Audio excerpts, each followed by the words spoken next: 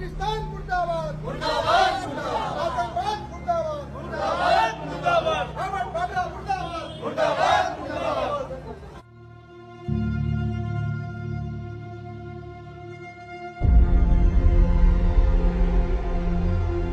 घटना हुई है जो सेपरेट किया गया, मतलब कि धर्म देखकर गोली चलाई गई और जिन्होंने कलमा पढ़ा उन पर गोलियां नहीं चलाई गई, तो उस पर क्या कहना चाह रहे हो? बहुत शर्मनाक घटना है। उन्होंने धर्म देखकर गोली मारी, इसकी हम कड़ी निंदा करते हैं। और हमारे लोगों के लिए, हमारे लोग जो वहाँ पर शहीद हैं, उनके लिए हम कुछ देर में श्रद्धांजलि अर्पित करेंगे और दफा से देखते हैं। अंडर मार्च निकालने का टाइम नहीं है, अब हथियार पकड़ के उन्हीं को खत्म करना है।